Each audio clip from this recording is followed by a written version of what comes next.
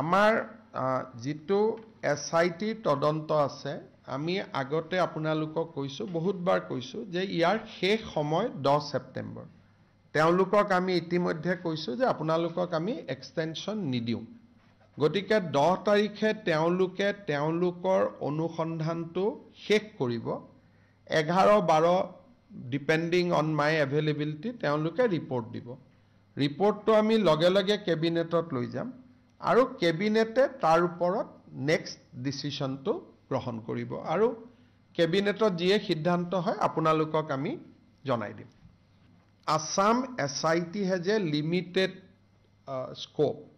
As I told you, we cannot access telephonic interaction, telephonic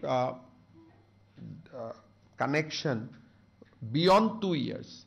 Assam has a limitation of 2 years. But NIA can trace things up to 2011, 2010. So this is not a new thing. I have shared many times with you that Assam SIT has a limited capacity, but within that limited capacity, our team has done a very good job. But ultimately, it is related to citizenship, it is related to OIC.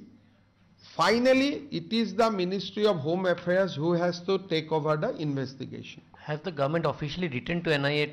Not now. It will be only all these things happen post 10 September because we have given SIT time till 10 September. Either 11 or 12 they will put me the report. Then I will put the report to the cabinet, but we are not extending time to SIT. I also told them that no extension. So you have to conclude your proof by 10 September. So whatever they will do, they will complete 10th. They will give me report 11, 12. Before 15 September, I will bring the report to cabinet. Then cabinet will decide whether to refer it to NIA, CBI or MHA, whatever. That I have to see the report. But we have limited accessibility. We can dig up to 2 years. We cannot dig more than 2 years for the electronic evidence. But so far as manual evidence are concerned, we have dig and our team has done very well.